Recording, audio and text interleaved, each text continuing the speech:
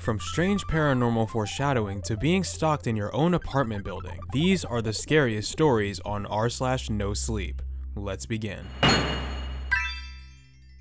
The last route of Bus 47. For 6 years, I drove Route 47. The route wasn't special. It ran from the downtown transit center through the industrial district, crossed the river, looped through several residential neighborhoods, and ended at a shopping center on the far side of town. It was the kind of route most drivers could practically do in their sleep. Same streets, same traffic lights, same stops every day. The first strange thing happened on a rainy Thursday in November. The weather had been awful that day, and by the time my shift was winding down, visibility had dropped to almost nothing. Most people had already gotten home before the worst of the storm arrived. Around midnight, I was making my final loop before heading back into the depot. Only 3 passengers remained on the bus: a college kid wearing headphones, an older woman carrying several bags of groceries, and a man sitting all the way in the back. I didn't remember seeing the man board. That wasn't necessarily unusual. Drivers miss things all the time when they're watching traffic, collecting fares, or dealing with passengers. What caught my attention was that he never moved. Every time I checked the rearview mirror, he sat in exactly the same position. His hands rested in his lap. His posture never changed. He wasn't looking out the window or scrolling through a phone. He simply stared straight ahead. The route continued normally until I reached Maple Street. The older woman exited first. Several stops later, the college kid stepped off as well. Suddenly, it was just me and the man in the back. I glanced in the mirror again. He was still there. A few minutes later, I reached the final stop. The shopping center was closed for the night and the parking lot was completely empty. I pulled into the turnaround area and opened the doors. "Last stop," I called. The man didn't react. I repeated myself louder. Still nothing. Finally, annoyed, I set the parking brake and walked down the aisle. When I reached the back of the bus, the seat was empty. I stopped and looked around. The man was gone. The bus had only one exit, and I would have seen anyone leave, yet there was nobody there. I searched the entire vehicle. Every seat, every corner, nothing. No passenger, no bag, no sign that anyone had been sitting there at all. The next day, I mostly forgot about it.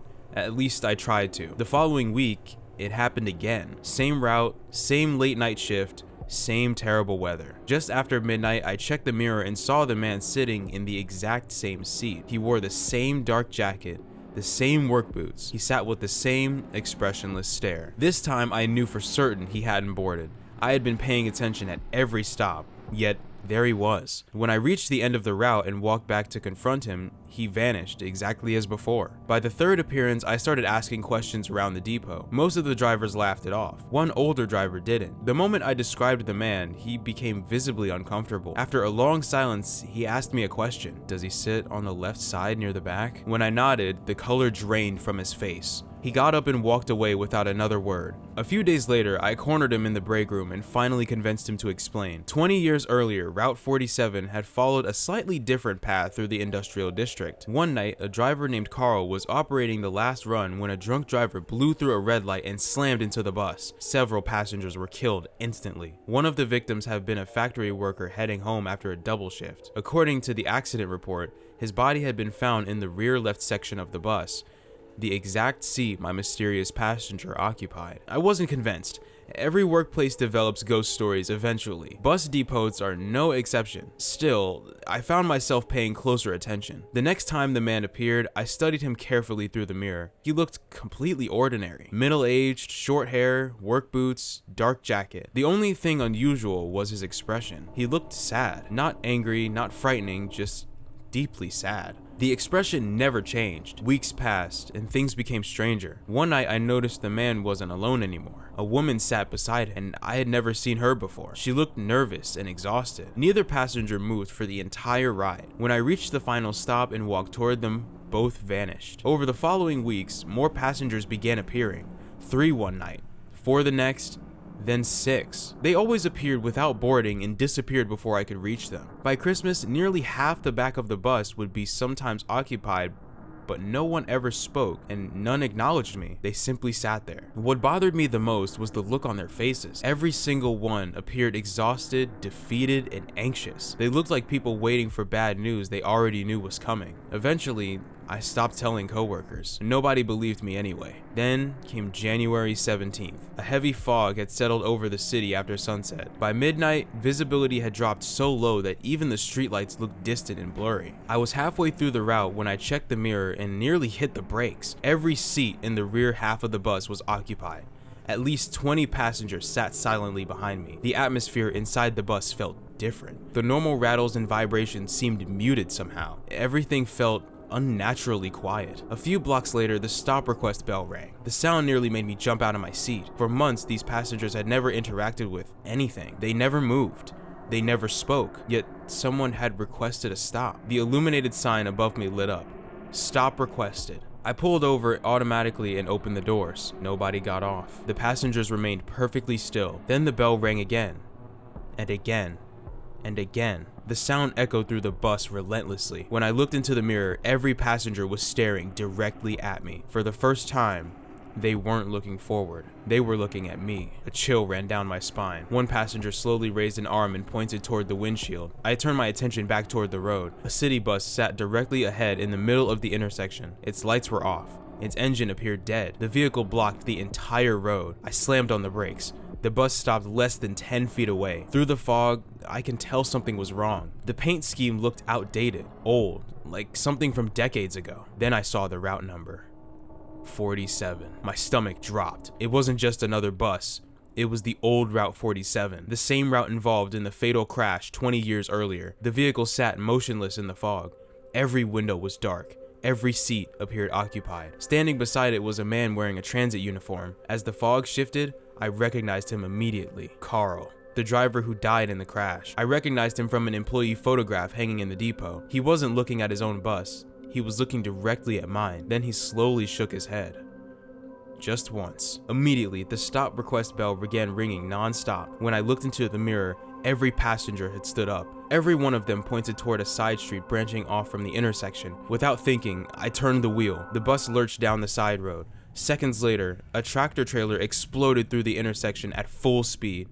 The driver never touched the brakes. The truck tore through the exact spot where my bus would have been. Had I continued straight, the collision would have been catastrophic. The truck disappeared into the fog. I sat frozen behind the wheel, struggling to breathe. When I finally looked back toward the intersection, the old bus was gone. Carl was gone.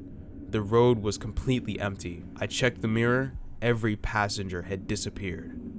The bus was empty. The next morning, police reports confirmed that a truck driver had suffered a medical emergency and lost control of his vehicle near the industrial district around the exact same time of the incident. Investigators later stated that anything entering that intersection would almost certainly have been struck. I never told management what happened. Who would have believed me? But something changed after that night. The passengers still appear occasionally, not often, and never in large numbers anymore. Usually it's only one or two. The man in the back seat still shows up every few months. He always wears the same jacket and work boots. He always sits in the same seat. But now, whenever I catch sight of him in the mirror, he isn't staring sadly into the distance. He's smiling. And every time I reach the final stop and turn around to look, he's gone. Honestly, man, that is how you do a ghost story. You can tell just by the way that this is written that there is some serious foreshadowing here to something that is just about to happen. The main person in this story being a bus driver and going down the same route and seeing that bus, it was like, oh my gosh. It's like the foreshadowing kind of goes both ways. There's foreshadowing in the way that this is written that a similar incident's going to happen again. The more ghost passengers that showed up and that filled the bus and everything was kind of telling in a way. The man in the mirror who was smiling at the end of the story, it's kind of nice. It's weirdly nice in a way. Instead of having like this look of like, you know, acknowledging like an impending doom, it's more of a satisfaction. It's a happy expression that history was not repeated. Every single passenger pointing toward the side street. Oh my God, like, can you picture that? That would have absolutely freaked me out. I would be creeped out to the max. Greetings, dear viewer. This is Spacey here to quickly remind you to leave a like on the video and subscribe to the channel to let YouTube know that we're doing good work over here. It would be awesome if we could work together to hit 2,000 subscribers before summer ends. Thank you. Now let's get back to the video.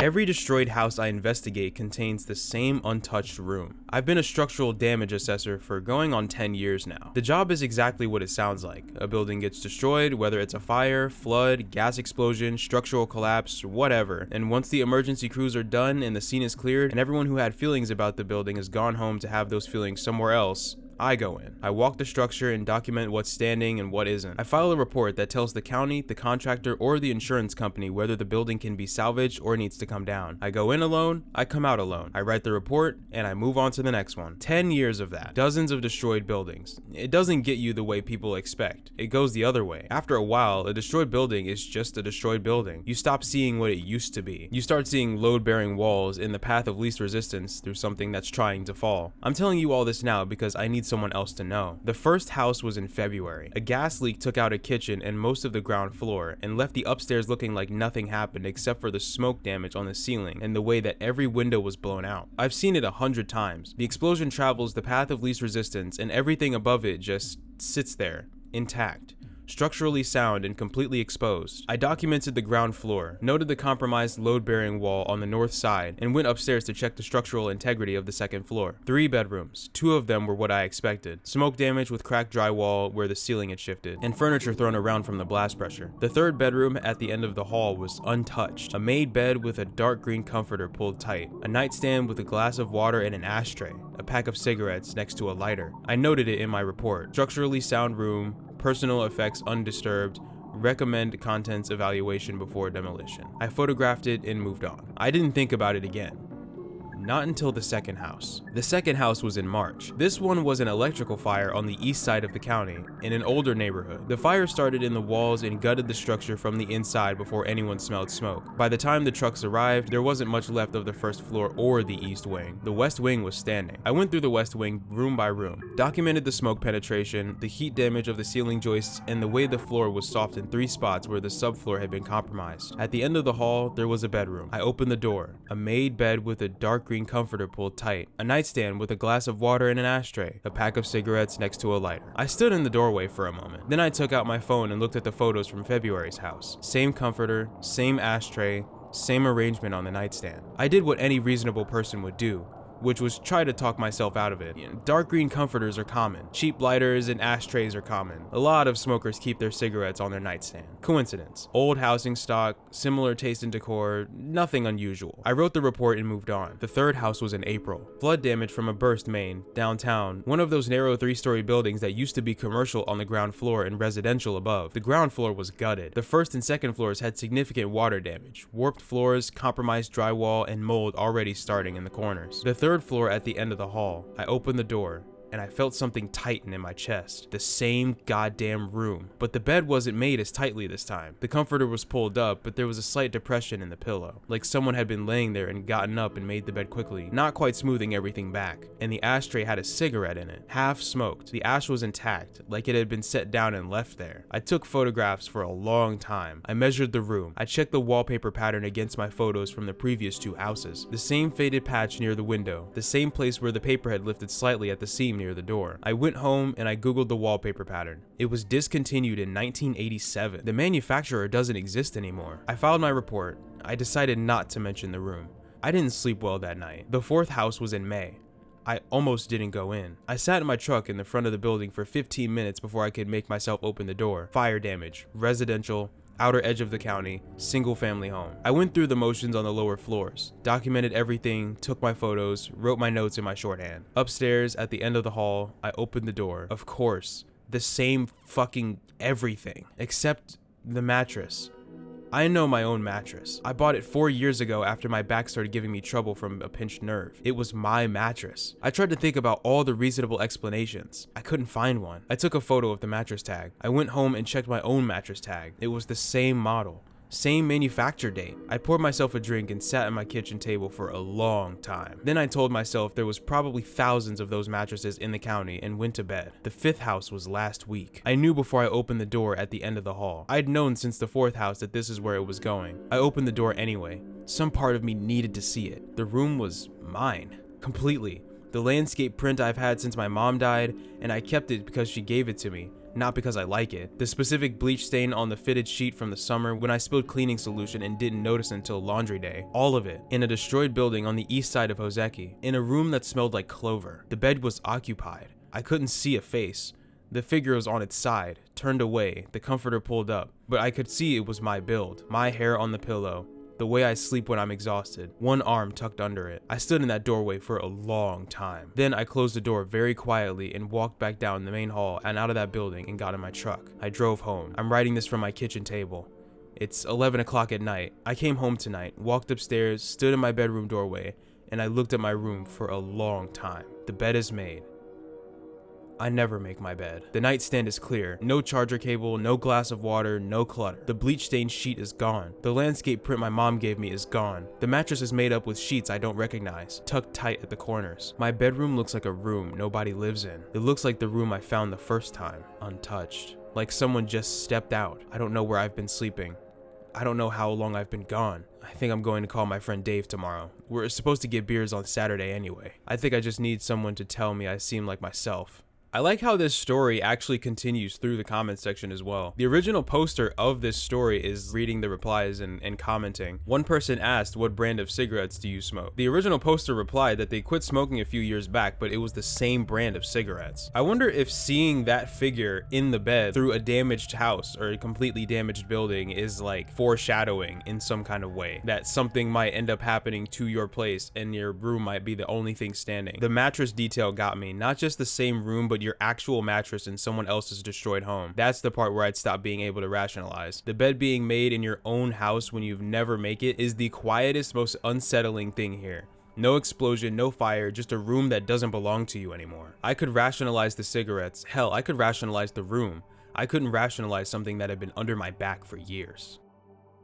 My apartment building told us not to use our peepholes after 9 p.m. The email came in that morning, which meant I had read it while standing in my kitchen in one sock, waiting for my coffee machine to stop sounding like it was choking. The subject line was, Important Resident Safety Notice. That usually means the elevator was broken again, or someone had left chicken bones in the laundry room sink, or the landlord had discovered a new way to blame us for the mold. But this one was different. Dear residents, until further notice, please do not use your door viewer / peephole after 9 p.m. If someone knocks after this time, please call the front desk. Do not visually confirm through the peephole.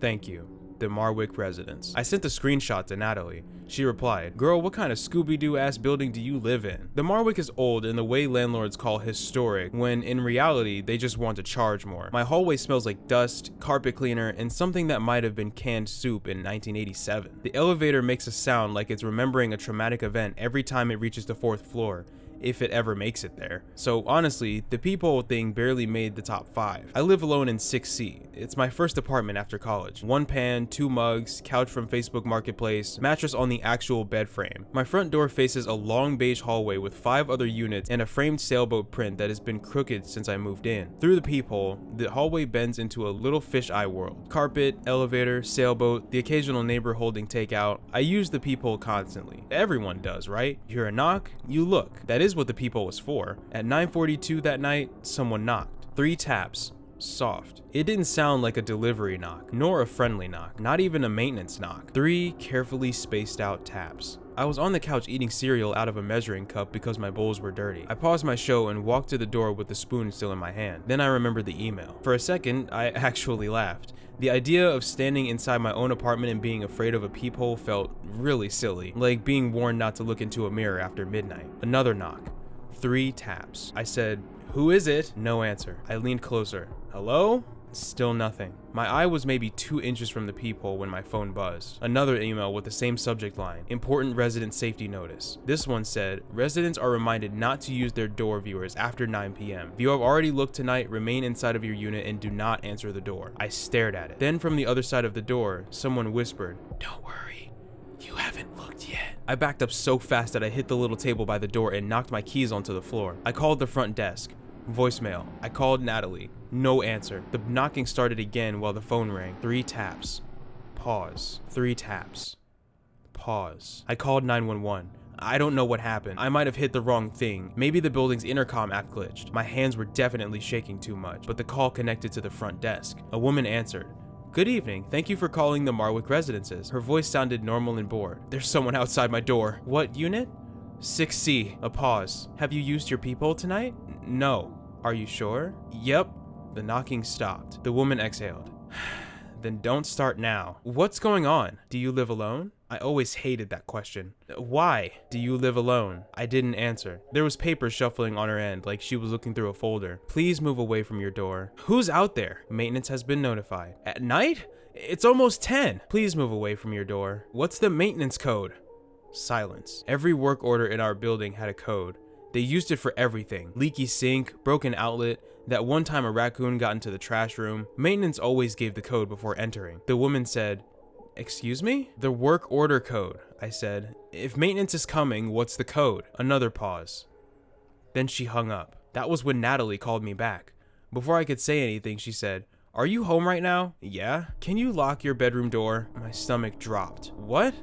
Why? Is your bedroom door locked?" "No." "Why?" "I need you to listen and try not to freak out. I got pictures from your number." I looked at my phone. Our text thread was open. The last thing I had sent her was the screenshot of the email that morning. "What pictures?" "They look really old, like from earlier today or yesterday. I don't know.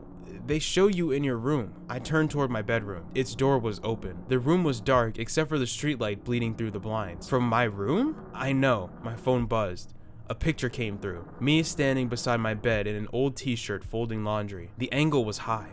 I knew it immediately. It was from the vent. The picture was taken from the little square vent above my closet door. The one that rattled whenever the heat came on. The one I had complained about twice to management. In the picture, I was looking down at a skirt. I had no idea I was being watched. The knock came again.